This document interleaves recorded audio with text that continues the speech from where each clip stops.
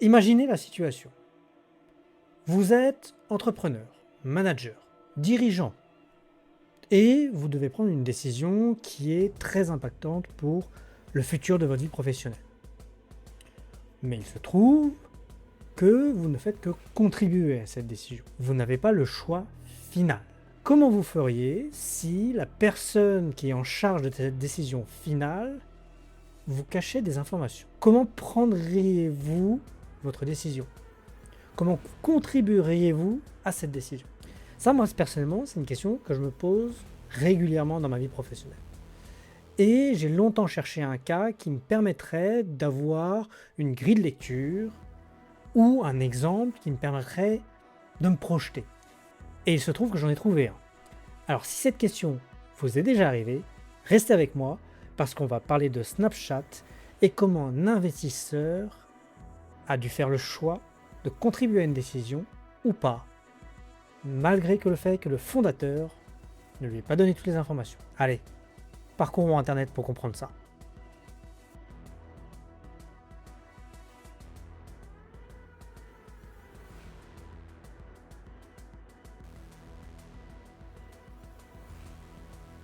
Alors oui, il faut que je vous parle de Snapchat, le réseau social que vous connaissez très certainement, mais il faut que je vous parle d'un moment très spécifique de Snapchat. Je ne sais pas si vous êtes au courant, pendant sa jeunesse, Snapchat a failli se faire racheter plusieurs fois par Facebook. Et bien la deuxième fois, le fondateur de Snapchat a vraiment hésité à revendre ou pas. Car l'offre de Facebook était quand même de 3 milliards de dollars. Alors que Snapchat avait une croissance exponentielle, oui, mais ne gagnait rien du tout. Alors, pourquoi ce cas? Eh bien en fait, je suis tombé sur une phrase qui m'a interpellé. Je vous la lis. C'est difficile de savoir comment l'aider parce que je ne sais pas ce qu'il veut faire.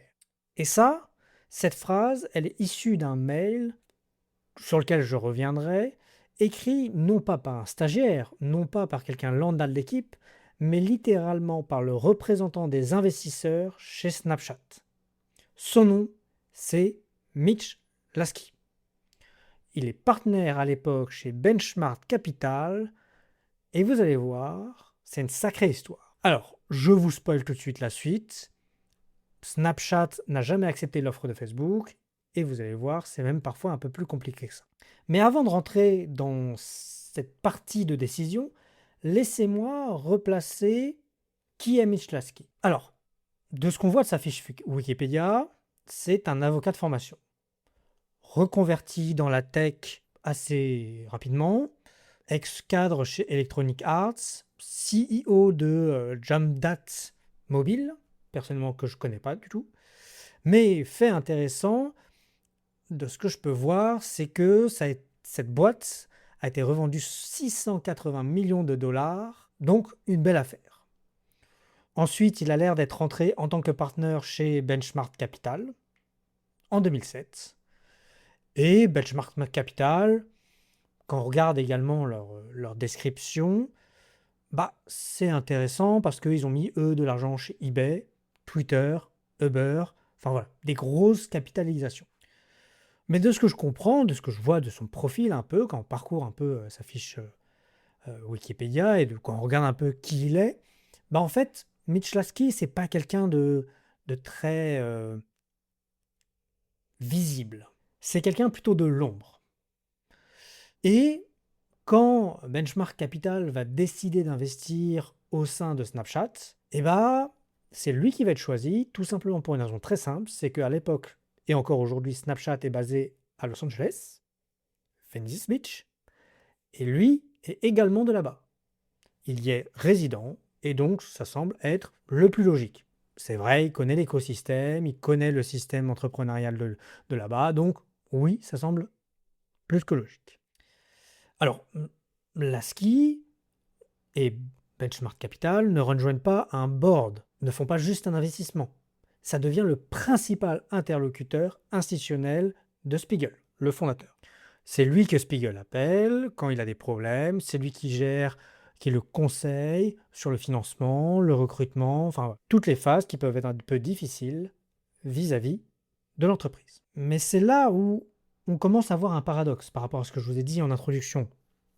En effet, Mitch Lasky devrait avoir le maximum d'informations sur tout ce qui se passe dans l'entreprise et devrait être le plus au courant de ce que veut Spiegel. Et pourtant,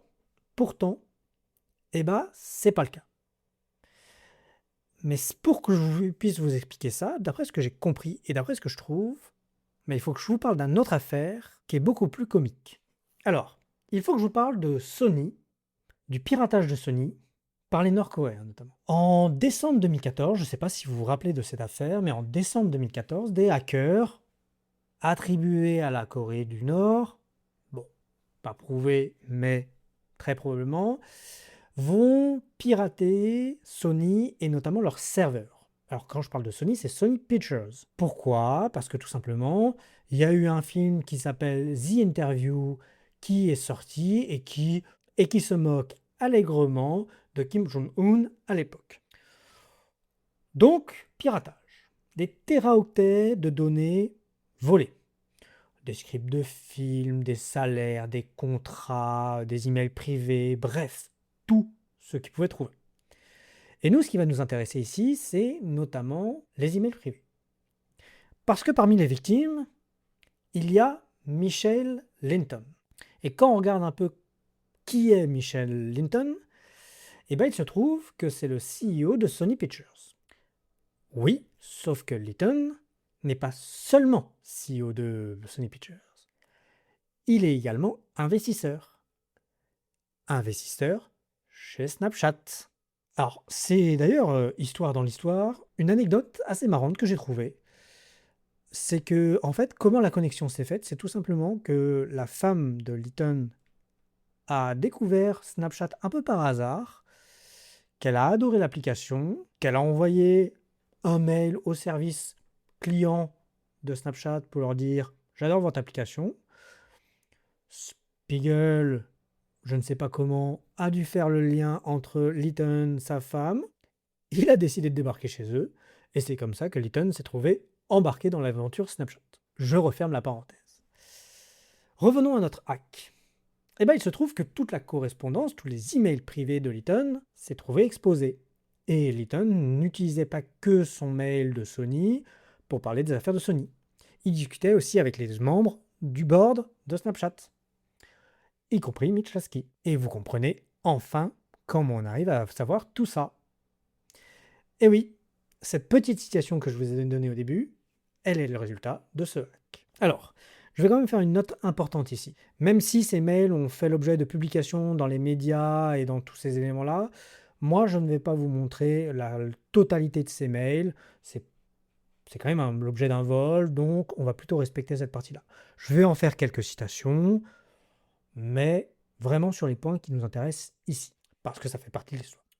Revenons à notre histoire. Qu'est-ce qu'on découvre dans ces mails?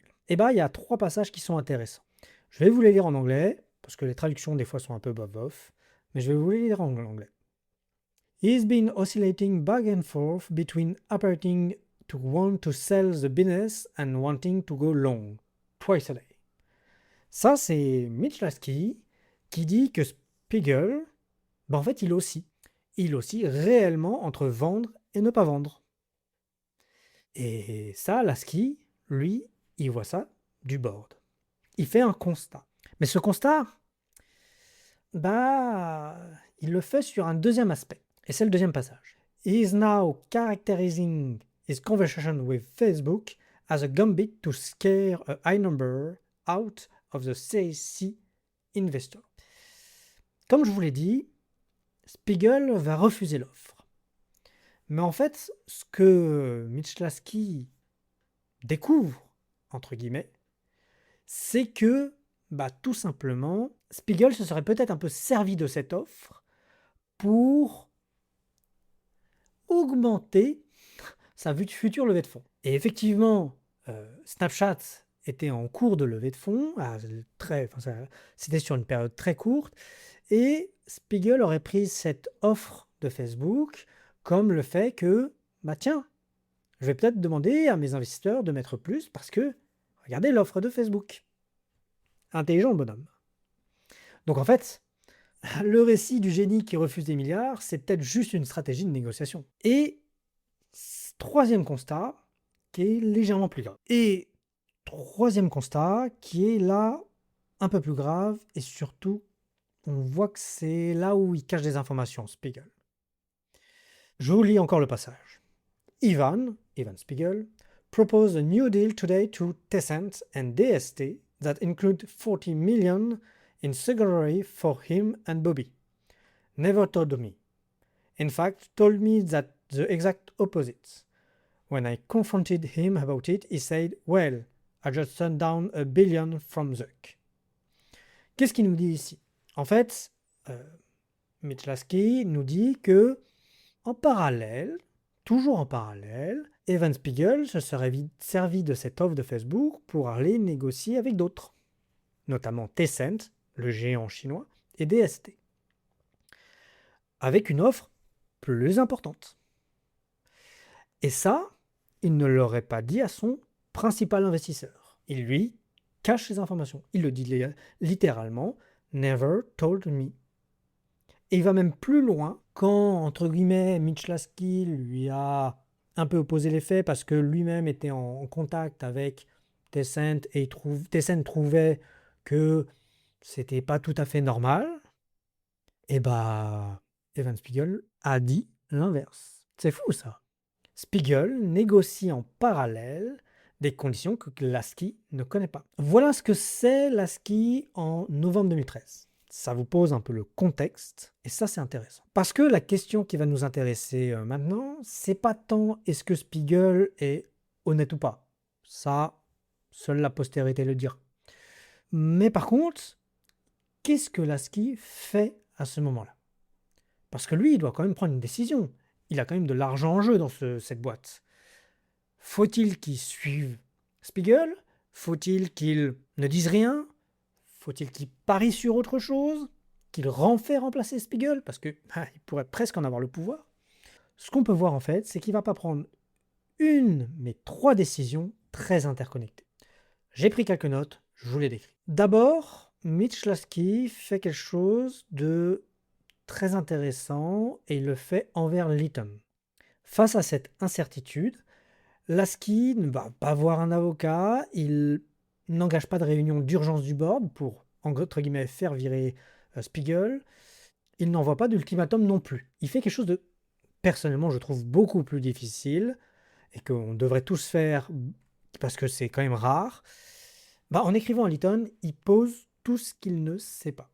Il dit que c'est difficile de savoir comment l'aider parce que lui-même ne sait pas ce qu'il veut faire. Donc là, il se pose ses bases. Et c'est un geste hyper sous-estimé. Parce que la plupart des gens sous pression vont faire exactement l'inverse. Et là, j'élargis notre cas. Ils simulent la maîtrise. Ils agissent comme s'ils comprenaient la situation pour ne pas paraître dépassés. Ils prennent une posture, littéralement. Et en prenant cette posture, ils se coupent de la seule information utile, savoir précisément ce qu'ils ne savent pas encore. Tout le contraire de ce qu'a fait Lasky, qui a cartographié littéralement son ignorance. Je vous ai cité qu'un extrait, mais c'est un peu plus parlant dans l'ensemble de son mail. Et ça va lui permettre de prendre une seconde décision. Il va déplacer la conversation sur ce qu'il maîtrise. Quand les rumeurs de refus fuitent dans la presse et que tout s'emballe, Lasky envoie un mail à Spiegel avec 5 points. Je vous lis les points. Financement de la série C, recrutement, gestion de la relation avec Zuckerberg, la position de Lightspeed et l'organisation d'un all-hand avec les équipes. Ce que ce mail ne contient pas, et c'est ça qui est intéressant je trouve, c'est aucune mention du dilemme de vendre ou ne pas vendre. Aucune pression sur Spiegel. Aucune demande d'explication. Lasky a littéralement déplacé le sujet vers l'opérationnel, vers les choses sur lesquelles il peut agir. Alors, il y a 2 façons de lire ça. On peut dire que c'est la naïveté, qu'il évite le vrai sujet. Mais on pourrait dire aussi qu'il déplace la conversation sur ce qu'il peut contrôler. Parce que ce qui est incontrôlable, par définition, il n'a aucun pouvoir dessus. Il traite la question opérationnelle parce que il peut y répondre concrètement. Et je suis persuadé que c'est plutôt cette seconde option. Il choisit son terrain. Troisième décision, qui découle des deux premières, j'ai envie de dire. Malgré tout ce qu'il sait, tout ce qu'il ne sait pas, malgré cette opacité de Spiegel, malgré des négociations un peu parallèles quand même, hein, rappelons-le, Lasky va choisir de soutenir Snapchat dans la série C. En gros, il reste. Mais voilà un peu le point central. C'est là que ça devient très intéressant pour notre problématique du début. Il faut comprendre sur quoi il base sa décision. Parce que sa question, en fait, elle n'est pas est-ce que Spiegel me dit tout? On vient de voir. Il le sait qu'il ne sait pas tout. Mais sa vraie question, du moins j'en déduis que sa vraie question à Spiegel, c'est est-ce que, ce que je vois dans l'entreprise me fait rester? En gros, au-delà des cachotteries de Spiegel, comment il voit l'avenir de Snapchat? Et là, les chiffres sont très parlants. Je vous les cite quelques-uns. 350 millions de snaps envoyés par jour à l'époque. Une croissance que personne n'avait anticipée. Une démographie des 13-25 ans que Facebook est précisément en train de perdre, d'où l'intérêt de Facebook pour acheter ce groupe. Et c'est des données qui sont vérifiées indépendamment de Spiegel, indépendamment de ses intentions. Donc il faut bien différencier ce que Spiegel veut faire et de la réalité des chiffres. Et Mitch Lasky voit vraiment, et c'est ça que je trouve très très intéressant et très concret pour la prise de décision, en fait il se dit, les intentions de Spiegel, qu'il me les dise ou pas, c'est du bruit, parce que les chiffres sont là. Les chiffres montrent que Snapchat a de l'avenir. Et c'est ça qui le fait rester. Et d'ailleurs, je vais faire un petit parallèle. Je ne sais pas si vous avez vu l'épisode que j'ai fait sur Twitter avec Elon Musk. On a une problématique très similaire. Quelle est la réelle question qu'il faut se poser quand on prend une décision? Est-ce celle qu'on vous pose ou en est-ce une autre? Et là, on est dans un cas très similaire. Alors, bien sûr, Spiegel n'a pas posé de question en tant que tel. Mais Lasky, lui, a réfléchi comme ça. Et c'est ça qui est intéressant, c'est ça, cette dynamique que je veux retenir. Avant d'en venir un peu sur les éléments que moi je retiens de cet épisode, ce qui est intéressant, c'est de connaître un peu la suite de l'histoire. Je vous ai dit que Snapchat refusait l'offre de Facebook, oui. Ils vont faire une entrée en bourse, et là, Benchmark Capital, ils vont faire le gros lot. Car oui, Snapchat va littéralement grimper en bourse. Et quelques petits chiffres toujours très intéressants. Benchmark va sortir partiellement, avec 2,9 milliards sur un investissement de 13,5 millions. 200 fois la mise. Je n'y connais pas grand-chose en investissement, mais il me semble que dans le critère du capital risque, sortir avec 200 fois la mise, c'est un home run absolu. Alors, est-ce que Lasky avait raison ou pas? Bon, on va dire qu'aujourd'hui, la situation n'est pas la même. Snapchat a beaucoup dévalorisé, 94% depuis son plus haut sommet, autant dire ça fait mal.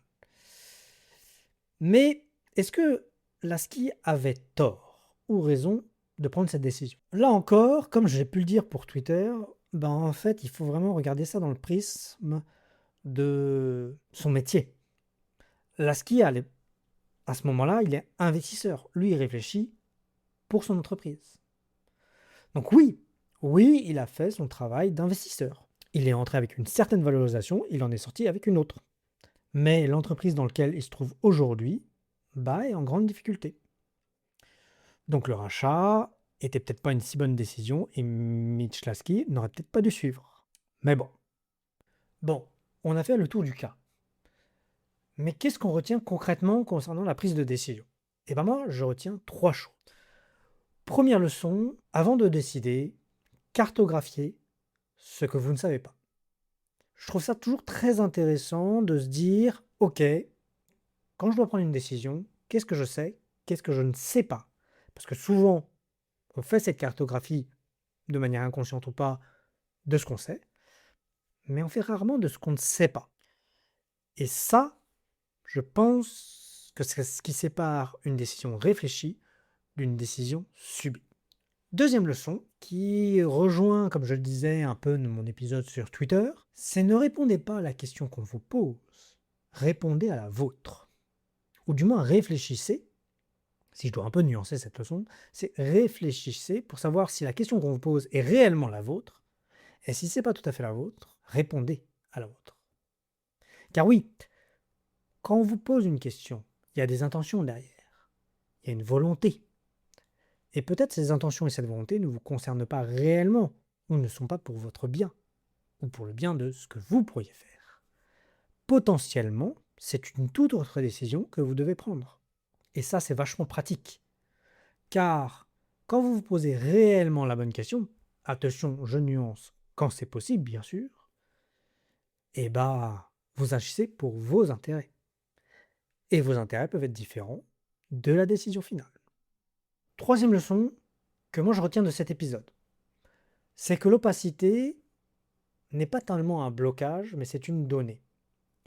En fait, quand vous êtes dans une relation de décideur qui vous cache des choses, on pourrait se dire très facilement: ah, il me cache des choses, c'est un obstacle, je ne peux pas aller plus loin. Mais pas réellement en fait. C'est plutôt une donnée. Moi je vois ça vraiment comme une donnée qu'il faut intégrer à la décision.